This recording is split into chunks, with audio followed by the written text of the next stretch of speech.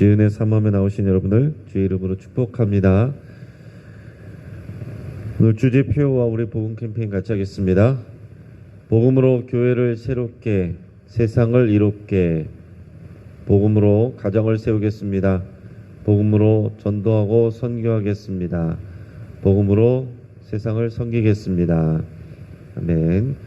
이번 주 묵상 말씀 에베소서 4장 2절 3절 우리 세 번 같이 하겠습니다. 모든 겸손과 온유로 하고 오래 참음으로 사랑 가운데서 서로 용납하고 평안에 매는 줄로 성령이 하나 되게 하신 것을 힘써 지키라. 모든 겸손과 온유로 하고 오래 참음으로 사랑 가운데서 서로 용납하고 평안에 매는 줄로 성령이 하나 되게 하신 것을 힘써 지키라. 모든 겸손과 온유로 하고 오래 참음으로 사랑 가운데서 서로 용납하고 평안에 매는 줄로 성령이 하나 되게 하신 것을 힘써 지키라. 아멘. 하나님께서 이 아침에 우리에게 주시는 말씀은 히브리서 13장 1절에서 17절까지의 말씀입니다. 저희가 17절까지 읽기로 했는데 19절까지 읽었습니다. 자, 오늘 본문을 통해서 우리가 믿음으로 승리하는 삶이라는 제목으로 우리 말씀의 은혜를 같이 나누겠습니다. 독일의 유명한 철학자 이 칸트라는 사람이 있습니다. 대단한 지식인이고 지금 현대까지도 이 칸트의 이론으로 또 먹고 사는 사람이 굉장히 많습니다. 자, 그런데 그렇게 똑똑한 칸트도 사랑하고 연애하는 일은 서툴렀습니다. 젊었을 때 이제 사랑하는 사람이 생겼는데 그 여자도 또 이 칸트를 좋아하는 마음이 있었습니다. 근데 무엇을 어떻게 해야 될지 몰랐어요. 그래서 그 사랑에 대한 책들을 섭렵하기 시작했습니다. 사랑의 기원, 사랑의 의미, 역사와 문화 등을 열심히 공부했습니다. 드디어 그는 확신이 섰고 사랑하는 여성을 찾아갔습니다. 그런데 그 여자는 이미 기다리다가 지쳐서 다른 사람과 결혼한 후였습니다. 그럼 이렇게 모든 이론은 실천으로 이어지지 않을 때 의미가 없습니다. 모든 이론은 실천으로 이어져야 의미가 있고 열매가 있습니다. 실천이 없는 이론은 추상적입니다. 반대로 이론이 없는 실천은 방향성 없이 흘러갈 수 있습니다. 그러니까 모든 일은 이론과 실천이 함께 있어야 됩니다. 하나님의 말씀도 마찬가지입니다. 이 교회 보내는 신약성서의 서신서는 대부분 앞부분에는 이론적인 설명이 있고 뒷부분에는 실천적인 권면이 있습니다. 그 이론을 들을 때는 굉장히 복잡하고 난해한 것처럼 여겨질 때도 있습니다. 그러나 그 복음을 결국에는 이해하고 그 다음에는 실천으로 이어질 때 그 실천이 힘이 있고 열매가 있습니다. 자, 오늘 본문은 히브리서의 최종적인 권면의 내용들입니다. 앞에서 계속 언급하고 설명했던 것처럼 예수님은 더 좋은 언약의 중보자시고 영원한 대제사장이시고 하나님의 보좌 우편에서 우리를 위해서 간구하시는 자이시며 마지막 때에 다시 오셔서 또 모든 것을 심판하시고 왕으로 통치하실 분이십니다. 그리고 우리 하나님은 반드시 우리의 모든 것들을 보시고 우리 믿음의 행위에 상 주시는 분이시라 그랬습니다. 자, 이런 우리가 복음을 알고 우리가 흔들리지 말라는 그런 내용을 받았는데 그러면서 이 히브리서 말씀을 읽는 이 초대교회에 흔들리고 있는 그리스도인들에게 그러므로 이제 이렇게 살라라는 실천의 권면을 오늘 이 말씀을 통해서 주고 있습니다. 이것이 또한 오늘 우리에게 주시는 또 하나님의 말씀이고 권면입니다. 자, 히브리서도 교회 공동체에게 주는 그리스도인들에게 주는 그런 말씀이고 또 오늘을 살아가는 저와 여러분들에게 주시는 하나님의 말씀입니다. 자, 여러 가지 권면들이 구체적인 실천의 말씀들이 나오는데 좀 간단하게 그 항목별로 좀 나누어서 우리 같이 묵상하도록 하겠습니다. 자, 먼저는 형제를 사랑하라라는 것을 말씀하고 있습니다. 우리 1절에서 3절까지 말씀을 같이 읽습니다. 형제 사랑하기를 계속하고 손님 대접하기를 잊지 말라. 이로써 부지 중에 천사들을 대접한 이들이 있었느니라. 너희도 함께 갇힌 것 같이 갇힌 자를 생각하고 너희도 몸을 가졌은즉 학대받는 자를 생각하라. 아멘. 자, 형제 사랑은 교회 공동체의 지체들을 사랑하는 일입니다. 자, 예수님도 제자들에게 세 계명을 주시면서 너희가 서로 사랑하라. 내가 너희를 사랑한 것 같이 너희도 서로 사랑하라. 그렇게 말씀하셨습니다. 이것이 가장 우선적으로 주는 그런 권면의 말씀입니다. 우리 다른 말씀에서도 이런 말씀들이 강조되죠. 우리 교회 공동체에서 제일 중요한 것은 일을 잘하는 것이 아니라 형제를 사랑하는 것입니다. 우리가 서로 사랑하지 아니하면 다른 봉사와 섬김이 빈 깡통이 되는 것입니다. 2절에서는 손님 대접을 잊지 말라고 그랬습니다. 아브라함은 손님을 대접하다가 천사를 대접하기도 했습니다.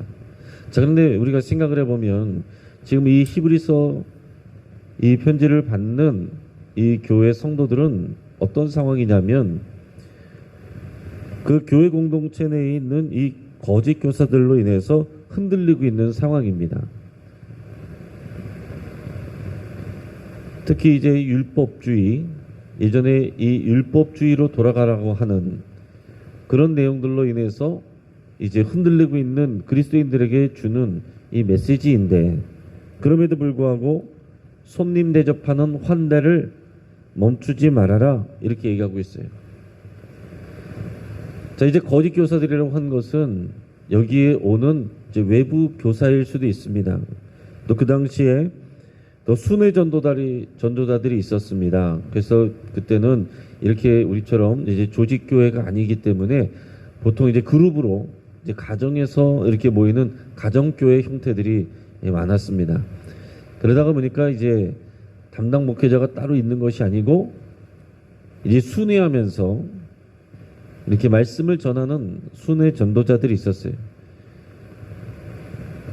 그래서 그런 순회 전도자들이 오면 이렇게 환대하고 대접하고 이런 것이 굉장히 중요한 일이었습니다.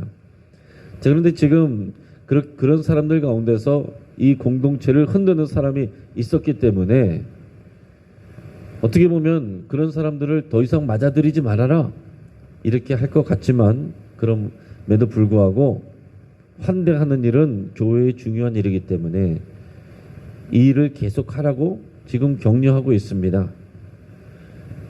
또 다른 순회 전도자들이 올지라도 또 그들을 환영하고 환대하고 또 대접하라. 또 새 가족이 올 때라도 그들을 환대하고 대접하라 라고 했습니다. 여러분, 사람들은 누구나 다 좋은 교회 가기를 원합니다. 좋은 교회를 생각할 때 가장 먼저 하는 것은 사랑하는 교회예요. 그리고 왔을 때 환대하는 교회입니다. 새로운 사람이 왔는데 인사도 안 하고 쳐다보지도 않고 관심도 갖지 않고 안내도 하지 않고 아는 척 해주지도 않으면, 그러면 이 교회는 사랑이 없구나 하고서 다른 교회로 가게 돼 있습니다. 구더기가 무서워서 장담근기를 포기할 수 없는 것처럼, 또 요즘에 이제 신천지 문제로 인해서 또 새로 오는 사람들에 대해서 또 이렇게 좀 경계하는 그런 일이 있을 수도 있습니다.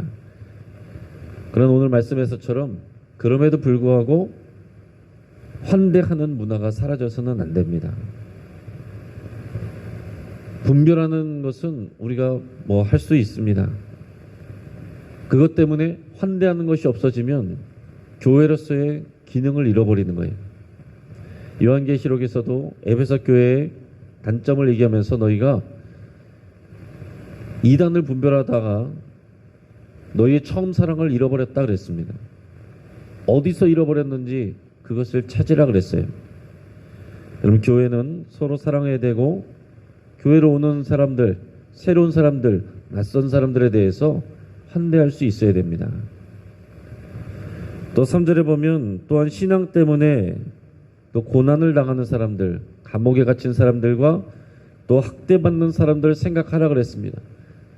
마치 우리 몸으로 같이 고통하는 것처럼 같이 그렇게 공감하면서 그들을 생각하라라고 얘기하고 있습니다. 그러니까 교회는요, 나만 괜찮으면 된다, 나와 상관없으면 된다, 이런 개인주의와 이기주의가 들어올 수 없는 것이에요. 그리스도의 몸이고 연결되어 있는 이런 그리스도의 몸이고 공동체이기 때문에 서로 사랑해야 되고 관심 가져야 되고 서로 공감해 줘야 되고 함께 아파야 되고, 이게 교회이지 어제 주일에 말씀드린 것처럼 어떤 우리의 필요를 채우러 오는 편의점이 아니다라는 것입니다.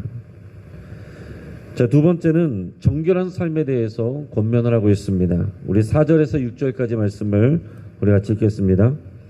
모든 사람은 결혼을 귀히 여기고 침소를 더럽히지 않게 하라. 음행하는 자들과 간음하는 자들을 하나님이 심판하시리라. 돈을 사랑하지 말고 있는 바를 족한 줄로 알라. 그가 친히 말씀하시기를 내가 결코 너희를 버리지 아니하고 너희를 떠나지 아니하리라 하셨느니라. 그러므로 우리가 담대히 말하되 주는 나를 돕는 이시니 내가 무서워하지 아니하겠노라. 사람이 내게 어찌하리요 하느라. 아멘. 자, 그리스도인들은 결혼을 귀하게 여기고 침소를 더럽히지 않아야 됩니다. 결혼과 가정제도는 하나님께서 만드셨고 또 거룩과 사랑을 유지하는 중요한 제도입니다. 음행과 간음을 마치 인권이고 자유인 것처럼 주장하는 그런 사람들과 세상의 주장에 여러분 미혹되지 않기를 바랍니다.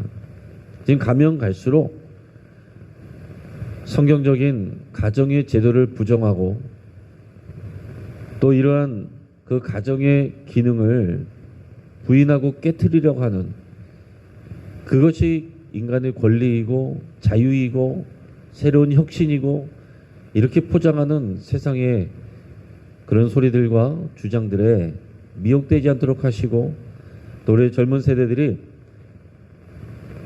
그런 주장에 또 흔들리지 않도록 우리 함께 돌아보고 가르치고 건강한 가정을 세워주고 보여줘야 됩니다. 그런 가정을 경험하지 못했으면 세상의 주장에 흔들려 떠내려가게 돼 있는 것입니다. 그래서 우리가 주주클럽 가정 예배를 하면서 가정을 복음으로 세우는 일은 굉장히 중요한 일이에요. 설교 들었다라고 해서 다 되는 게 아니고, 이런 교회 안에서 복음으로 가정이 세워지는 것을 보고 그 안에서 살아계신 하나님을 경험할 때, 가정에서 하나님의 사랑을 경험할 때, 그 세상에 나가서 이길 수 있는 힘이 생기는 것입니다. 5절에서는 돈에 대해서 얘기하고 있습니다. 여러분, 그리스도인들도 돈이 필요합니다. 돈을 벌기 위해서 노력해야 되고 또 이런 재정적인 풍성함을 위해서 기도해야 됩니다. 하지만 5절에서 말씀하는 것은 그러나 돈을 사랑해서는 안 된다라고 말하고 있어요. 우리에게 필요한 돈과 재정을 위해서 기도해야 되고 노력해야 되지만 돈을 사랑하거나 섬기면 안 된다라는 겁니다. 돈은 도구적 기능으로 남아야지 사랑의 대상이나 숭배의 대상이 돼서는 안 됩니다. 그리스도인은 돈을 벌 때 있는 바를 족한 줄로 아는 이런 자족의 마음과 감사가 같이 있어야 됩니다. 우리가 언제나 부족하고 남들하고 비교하면서 또 궁핍함을 느끼면서 그러면서 이 돈을 추구하는 것은 건강한 것이 아닙니다. 어느 순간 내가 돈을 사랑하면 돈이 주인 노릇하게 돼 있어요. 예수님은 하나님과 재물을 겸하여 섬길 수 없다라고 그랬고, 이 미혹된 세상 속에서, 평안한 세상 속에서는 돈이 주인 노릇하게 돼 있습니다. 예수님은 제자들과 함께 하신다고 약속을 하셨습니다. 돈이 아니라 예수님이 우리 주인 되심을 우리는 늘 고백을 해야 됩니다. 우리 주님이 우리와 함께 하시고 우리 필요를 채우시고 공급하신다는 믿음을 가져야 됩니다. 주님을 사랑할 때 우리의 필요한 재정도 주님이 주시는 것이지 주님 사랑 따로 돈 사랑 따로, 이거는 우리가 믿음을 배신하는 행위와 마찬가지다라는 것입니다. 6절에서는 돈과 힘을 가진 사람이 우리에게 피해를 줄 수는 있지만 우리 영혼을 손댈 수 없음을 확신하고 담대함을 가져야 된다 말하고 있습니다. 그 다음에는 영적인 지도자와 좋은 관계를 가지라고 권면하라고 있어요. 우리 7절에서 9절까지 말씀을 같이 읽겠습니다. 하나님의 말씀을 너희에게 일러주고 너희를 인도하던 자들을 생각하며 그들의 행실의 결말을 주의하여 보고 그들의 믿음을 본받으라. 예수 그리스도는 어제나 오늘이나 영원토록 동일하시니라. 여러 가지 다른 교훈에 끌리지 말라. 마음은 은혜로서 굳게함이 아름답고 음식으로서 할 것이 아니니 음식으로 말미암아 행한 자는 유익을 얻지 못하였느니라. 아멘. 자, 영적인 지도자와 좋은 관계를 가지라 이렇게 권면하고 있습니다. 이게 상식적인 얘기죠. 영적인 지도자하고 좋은 관계가 안 되는데 영적인 유익이 나에게 올 수가 없습니다. 믿음의 멘토를 삼고 그 삶의 본보기를 따르라 라고 이렇게 격려하고 있습니다. 그러면 좋은 영적인 지도자인지 또 멘토인지를 우리가 어떻게 분별할 수 있느냐? 그러면 자신을 드러내는 것이 아니라 예수 그리스도를 드러내고 예수 그리스도를 주인 삼아 순종하는 삶을 사는 그런 사람이 좋은 영적인 지도자입니다. 반대로 그리스도가 나타나지 않고 자꾸 자신만을 드러낸다고 한다면 좋은 지도자라고 할 수가 없겠죠. 또한 자신의 생각을 강요하는 것이 아니라 성경의 진리를 탐구하고 순종하며 성실하게 가르치는 그런 사람이 좋은 영적인 지도자입니다. 오늘 9절에서 보면 다른 교훈에 끌리지 말라고 그랬는데 여기에서 나오는 이 거짓 교사들 가운데 다른 교훈, 그 옛 언약인 이 율법에 관련한 그 내용으로 이 성도들을 헷갈리게 하고 미혹하는 사람들이 있었던 것을 지금 이제 얘기를 하고 있어요. 그러면서 그런 것을 분별하고 다른 교훈에 끌리지 말라라고 얘기하고 있습니다. 특히 음식법 같은 것을 통해서 헷갈리게 하는 또 시험 들게 하는 자들을 따르지 말라고 말하고 있습니다. 그 당시에는 성경책이 구약의 말씀입니다. 그밖에 없어요. 예수님과 그의 교훈은 대부분 구두로 이렇게 말로 이렇게 전해졌고 그러다가 후대에 대해서 이렇게 히브리서처럼 또 신약의 서신서들처럼 이제 사도들의 편지를 쓰고 또 그런 내용들을 돌려보고 이런 정도였어요. 그러니까 우리는 지금 신약 성경이라고 읽고 있지만 그 당시에는 이것은 이런 어떤 사도들의 편지로 읽지 또 물론 권위가 있지만 하나님의 말씀이라고는 생각하지 않았을 거 아니에요. 그 당시 하나님의 말씀이라는 것은 구약의 율법의 내용들이기 때문에 거기 보면은 레위기에 음식법이 나온단 말입니다. 유대인들의 어떤 정체성은 그 경건을 유지하기 위해서 정결한 음식과 부정한 음식을 구별하는 것이 굉장히 중요한 일이었는데 예수님을 믿고 난 다음에도 이건 먹으면 안 돼, 이거는 먹어도 돼, 이것이 굉장히 중요한 그들에게 있어서 일상 생활이었단 말이죠. 그런데 그것으로 인해서 자꾸 시험 들게 하는 사람이 공동체 안에 있었던 것입니다. 그러면서 우리의 마음을 항상 은혜로서 돌봐야지 이런 다른 교훈으로 새 언약에 관한 복음에 관한 예수 그리스도 중심의 이 복음의 내용이 아닌 하나님의 말씀이었지만 옛 언약에 관련한 그런 음식법과 같은 것으로 인해서 사람들을 시험 들게 하고 그것들로 인해서 흔들리고 그러지 말라라고 이렇게 권면을 하고 있습니다. 우리도 마찬가지예요. 오늘 성경이 나왔다고 하면서 구약에 있는 내용들 가지고서 시험 들게 하고 이것을 가지고 또 다른 교훈으로 삼으면 안 된다라는 것입니다.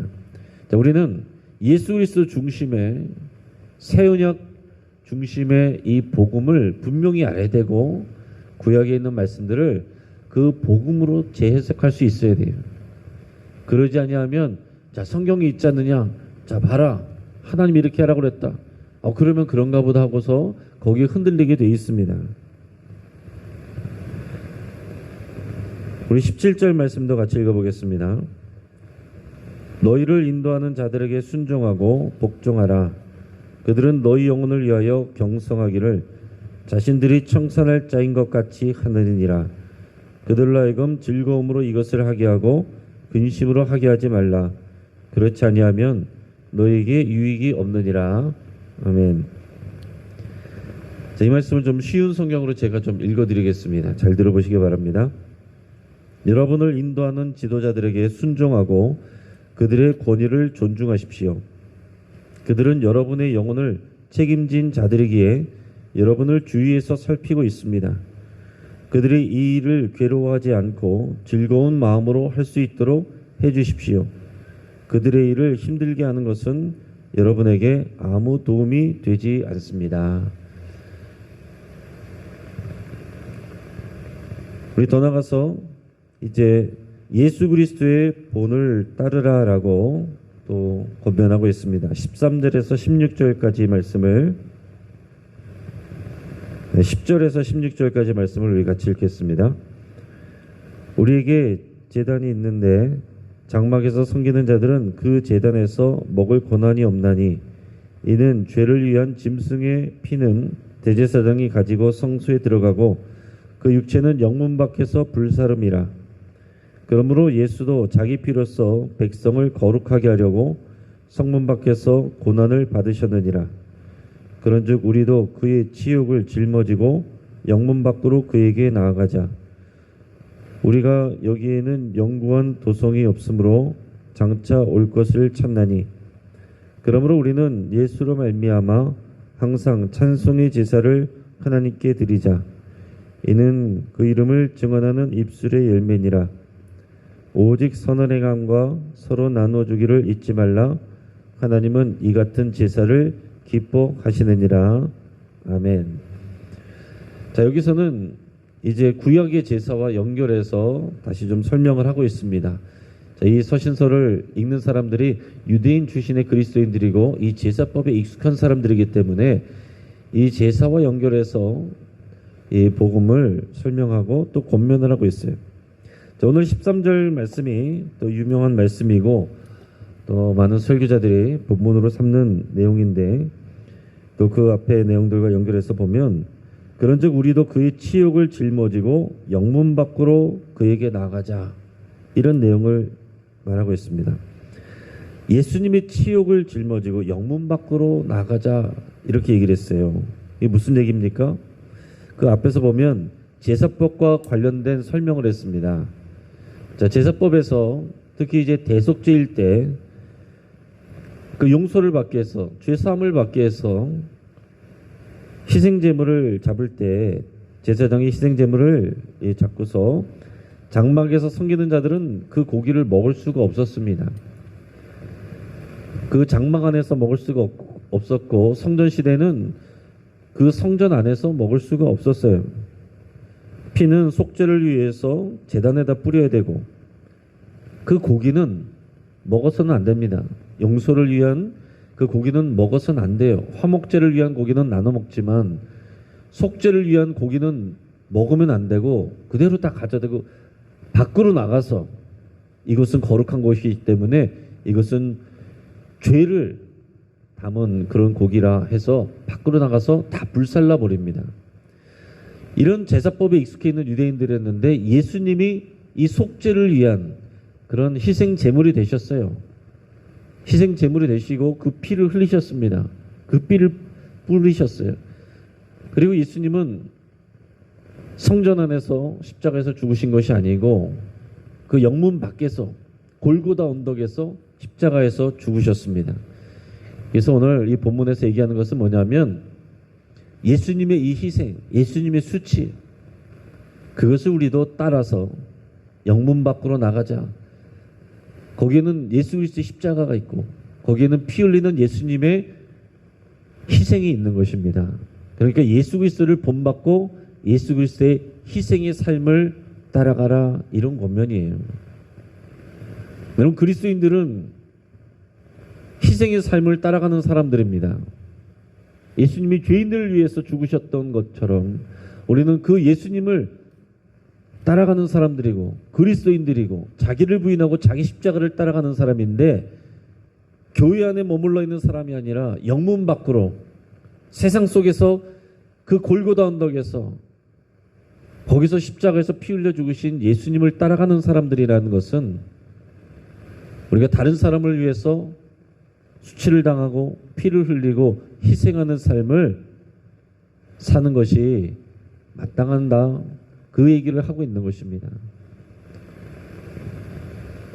그렇기 때문에 우리 그리스도인들은 내가 잘 되는 거, 내 문제가 해결되는 거, 여기 머물러 있을 수 없는 사람들입니다.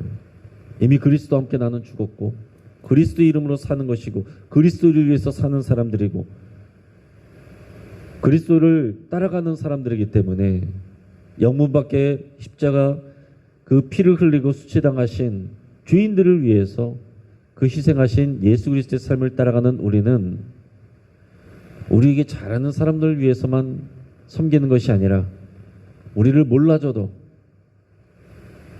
그런 죄인들을 위해서도 우리가 희생하고 피를 흘리는 그런 삶을 추구하고 따르는 사람이라는 것을 여러분 꼭 기억하시기를 축복합니다. 교회가 왜 세상에서 욕먹습니까? 이 모습이 보이지 않는 거예요. 물론 이런 모습이 없지 않습니다. 그런데 잘 드러나지 않으니까, 때로는 잘 보이지 않아서, 때로는 잘 몰라서 그러기도 합니다. 우리 교회가 또 그리스도인들이 많은 사람을 위해서 희생하고 섬기고 봉사하는 것들이 굉장히 많습니다. 또 사회복지 시설이나 이런 데 보면 다른 종교에 비해서 탁월하게 거의 많은 부분을 교회가 감당하고 있습니다. 뉴스 언론에서는 다른 종교가 많이 하는 것처럼 비춰지지만 실제적인 것은, 감당하는 것은 교회가 거의 다 하고 있어요. 그러니까 여러분은 너무 주눅들지 마시고 우리가 이것을 예수 그리스도 영문 밖으로 나가서 그 십자가 예수 그리스도에게로 나가는 이 삶을 마음에 새기시고, 오늘 우리 삶 가운데서 내가 누구를 위해서 이 희생의 삶을 살아야 될 것인가, 이것을 생각하시고 실천하시길 바랍니다. 그러면서 뒤에서 말하는 것이 뭡니까? 16절에서도 보면, 15절부터 보면 예수로 말미암아 항상 찬송의 제사를 하나님께 드리자. 이는 그 이름을 증언하는 입술의 열매니라 그랬습니다. 찬송의 제사. 여러분, 우리가 찬양으로 우리 입술로 하나님께 영광을 돌리는 것, 또 16절에서 오직 선을 행하고 서로 나눠 죽이는 것, 서로 나눠주는 것, 이것을 잊지 말라고 그랬어요. 선을 행하고 나누어 주고 남을 위해서 살고, 이것이 16절에서 보면 이 같은 제사를 기뻐하시느니라 그랬습니다. 율법에 익숙해 있고 제사에 익숙해 있는 사람들에게 이제 새언약 시대에 사는 그리스도인들은 우리의 입술로 선한 말을 하고 찬송을 하고 그리고 선을 행하고 남을 도와주고, 이것이 하나님 앞에서 하나님이 기뻐 받으시는 제사다라고 그랬어요.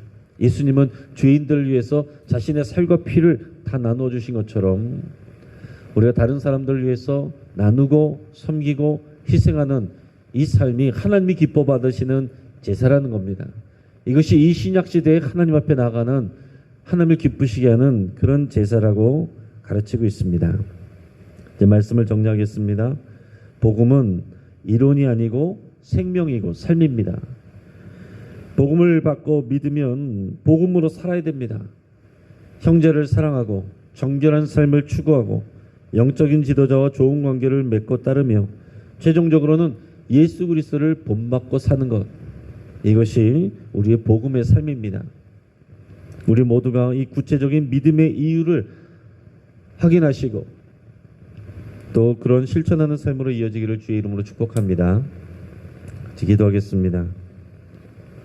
오늘 말씀을 붙잡고 기도할 때 내가 복음을 더 배우고 확신하기를, 새언약 관계 안에서 살아가기를 여러분 결단하며 기도하시고, 형제 사랑하기를 결단하며 기도하시길 바랍니다. 우리 교회의 지체들을 사랑하지 못하면서 하나님 보이지 않는 하나님을 사랑한다고 말하는 것을 하나님이 받지 않으시고 믿지 않으신다라고 그랬습니다. 눈에 보이는 우리 지체와 형제 사랑하기를 이 시간 결단하시고, 사실은 눈에 보이지 않고 또 멀리 있는 사람들을 사랑한다고 말하는 것은 쉽습니다. 그런데 당장 내 옆에 있는 형제를 사랑하기가 참 어렵습니다. 여러분 결단하시고 기도하시며 내가 아직 사랑하지 못하고 미워하는 사람들을 주의 이름으로 축복하고 또 그들을 또 주의 눈으로 주의 마음으로 바라보고 사랑할 수 있도록 도와달라고, 또 힘을 달라고, 주의 마음을 부어달라고 그렇게 함께 기도하겠습니다. 우리 가정을 위해서 함께 기도하겠습니다. 우리 가정 예배를 잊어버리지 않고 더 확신하고 뿌리낼 수 있도록 위해서 함께 기도하시고, 교회학교 여름 행사가 잘 마무리되고 진행될 수 있도록 지금 어린이부 진행되고 있고 청소년부, 청년부 준비 중에 있습니다. 위에서 함께 기도하겠습니다. 또 강서 시니어클럽, 길거리 어린이 도서관, 우장산 숲속 도서관 위에서 함께 기도하고, 그 직원들이 또 주님이 주시는 힘과 또 그 마음을 가지고 또 여기에 속해 있는 모든 사람들이 그 마음으로 우리 또 일하고 섬길 수 있도록 위해서 함께 기도하겠습니다. 주여 한번 부르짖고 합심해서 우리 함께 기도하겠습니다. 주여